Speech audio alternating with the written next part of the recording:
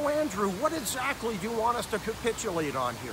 You should be ashamed of yourself. So NAFTA negotiations continue between Canada and the US, and there really doesn't appear to be any end in sight. So Foreign Affairs Minister Chrystia Freeland has been working closely with the Trump administration to try and find a solution to this.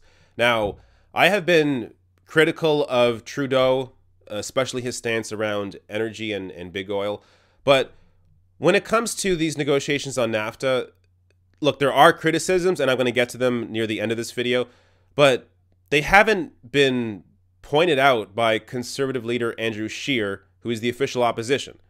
So Andrew Scheer has been acting like he would have had a deal done by now, without offering any ways as to how he would have had the deal done.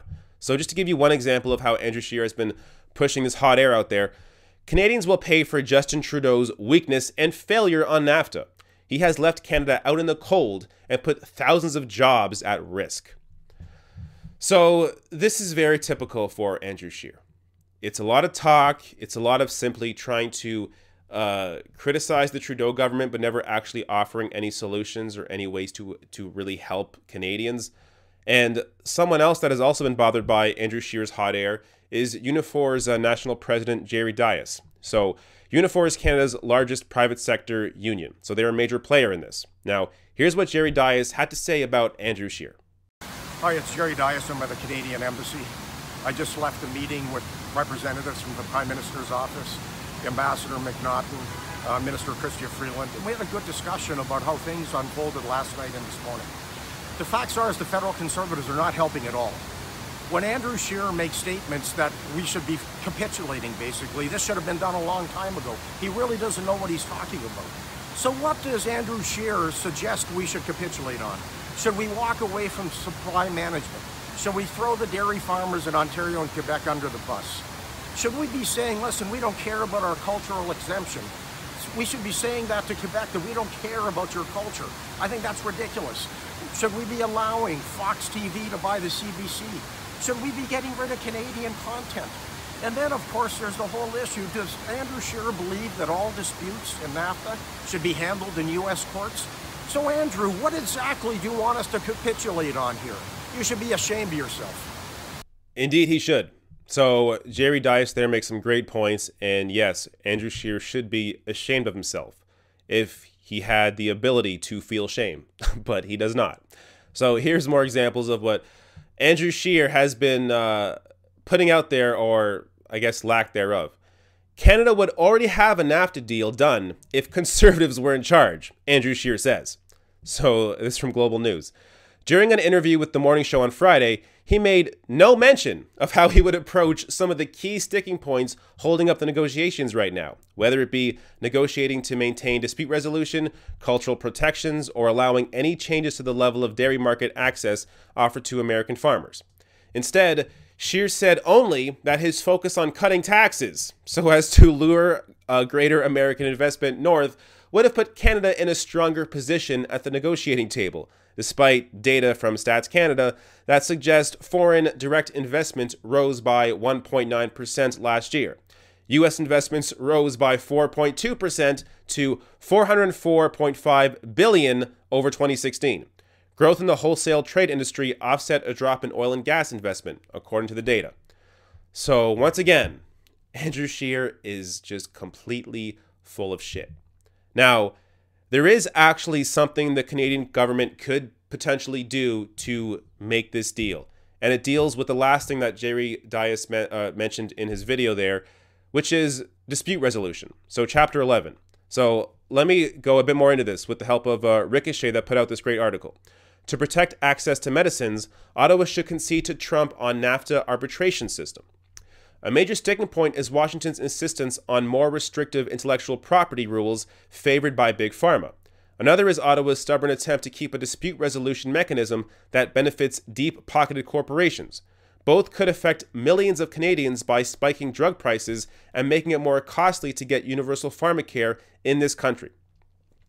Okay, so far you have to understand that there is right now two major issues one issue where Canada should not move on, and that is on IP, which would allow a spike in drug prices, which, I mean, one of the major reasons right now that we're able to afford our drugs, our pharmaceuticals compared to the US is because we have stronger laws around this.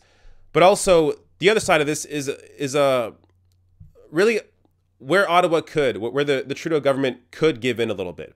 And that's on dispute resolution, which I said earlier, Chapter 11. So here's more about that. NAFTA's Chapter 11 sets out an arbitration system known as the Investor State Dispute Settlement, ISDS mechanism. It allows foreign companies to bypass a country's courts to sue governments for policies, regulations, and even court decisions that hurt their profitability in front of closed-door tribunals comprised of corporate lawyers. Canada has been sued nearly 40 times through ISDS. Since 2010, these lawsuits have cost taxpayers $314 million, with corporations challenging public health and environmental regulations and creating a chilling effect against officials who try to regulate in the public interest. Okay, so ISDS, the dispute resolution, Chapter 11, goes by 3 different names, has really puts the interests of large corporations above anyone else. So a large corporation is able to sue the Canadian government if their profits are affected by Canadian laws. Allowing this to continue in NAFTA doesn't make any sense.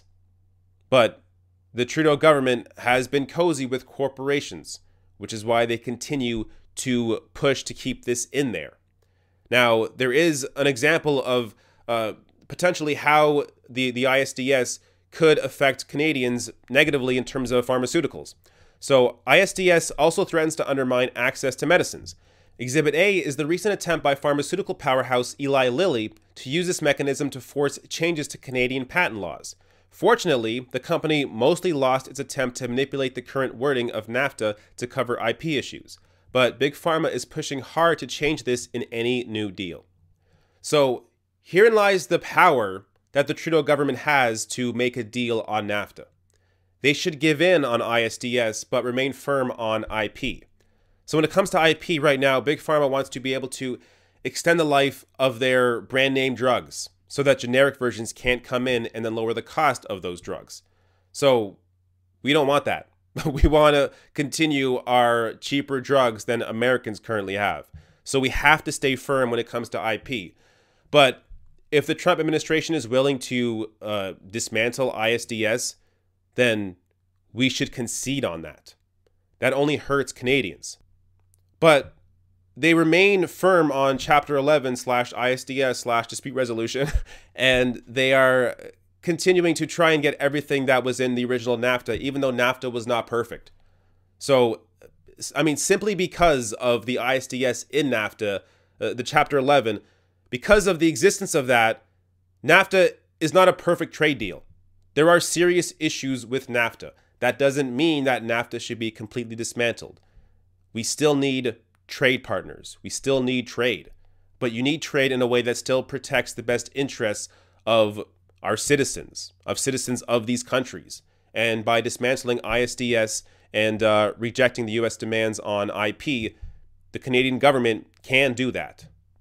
Hey, if you enjoyed this video, hit that subscribe button below and consider becoming a patron at therationalnational.com/join. You get some extra content, but also, most importantly, you help support me in continuing to produce these sorts of videos.